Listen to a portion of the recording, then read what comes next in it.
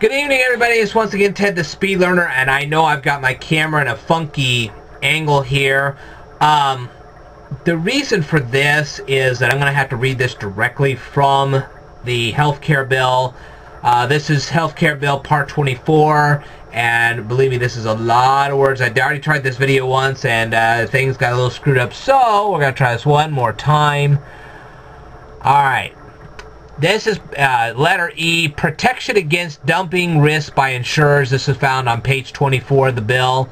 It says, in general, the Secretary shall establish criteria for determining whether health insurance issuers, now this would be like your Blue Cross Blue Shield, United Healthcare, if you're talking about Humana, that kind of thing, and employment-based health plans have discouraged an individual, now this individual would be a patient of some kind, or somebody that just needed insurance, from remaining enrolled in prior coverage based on that individual's health status. Now, this is talking about people,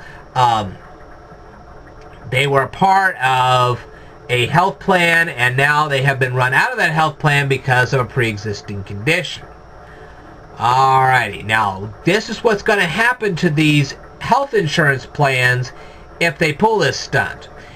An issuer or employment-based health plan shall be responsible, now these are like United Healthcare, so on and so forth, for reimbursing the program. Now, the program we're talking about here is the one that Secretary of Health and Human Services has set up that's only good until January 1st of 2014. Now, this is a high-risk health pool. Okay, the Secretary of Health and Human Services has established this high-risk health pool, and it's good till January 1st of 2014.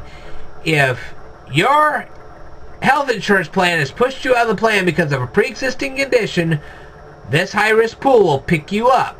And if they have to do that, they're going to do this. They're going to tell that health plan that threw you out that they have to reimburse this high-risk program for any medical expenses incurred by the program for an individual who, based on the criteria established by the Secretary finds was encouraged by the issuer to disenroll from health benefits coverage prior to enrolling in coverage through this program. Okay, so what he's saying is, if this health insurance program pushes you out and forces you to have to be on this high-risk stuff, any expense any medical expense you incur because of that, your old health insurance program has to pay to this new high-risk pool. So the health insurance program is going, oh, I don't want to reimburse the government for having to take on this guy. Okay. The criteria shall include at least the following circumstances. In the case of prior coverage obtained through an employer, the provision by the employer, group health plan, or the issuer of money or other financial consideration for disenrolling from the coverage.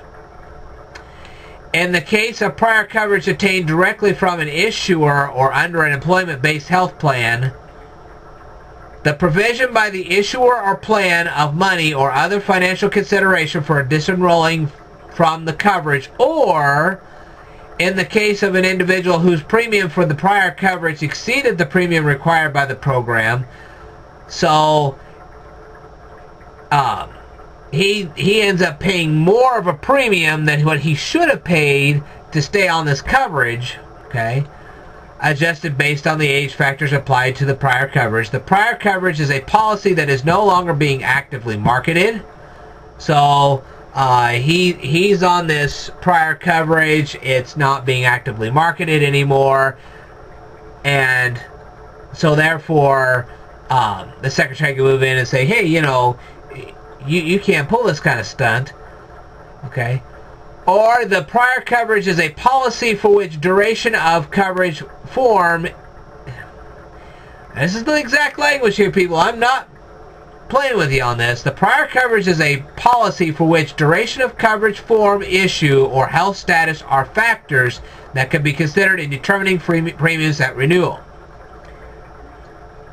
So what they're doing is they're saying, well, we're going to up your premiums on your health insurance because of your pre-existing condition. And the Secretary of Health and Human Services is saying, you can't do that. You can up the premiums, but not because he has a pre-existing condition. Okay, construction. Nothing in this subsection shall be construed as constituting exclusive remedies for violations of criteria established under paragraph 1, or as preventing states from applying or enforcing such paragraph or other provisions under law with respect to health insurance. Okay. Here comes the oversight. The Secretary shall establish an appeals process to enable individuals to appeal a determination under this section, and procedures to protect against waste, fraud, and abuse. And then we get into the funding of this high-risk pool, okay, and its termination of authority. There is appropriated to the Secretary out of any monies in the Treasury not otherwise appropriated $5 billion to pay claims against and the administrative costs of the high-risk pool under this section that are in excess of the amount of premiums collected from eligible individuals enrolled in the high-risk pool. So these eligible individuals are going to be paying into this high-risk pool, and so any money that they can't collect from these people, there's going to be an additional $5 billion as a buffer to pay up any medical bills. Okay. Such funds shall be available without fiscal year limitation. Insufficient funds. If the Secretary estimates for any fiscal year that the aggregate amounts available for the payment of the expenses of the high-risk pool will be less than the actual amount of such expenses, the Secretary shall make such adjustments that are as necessary to eliminate such a deficit. So in other words, he can ask for even more money from the Treasury if we run into a situation where that $5 billion starts disappearing and the premiums also start disappearing. This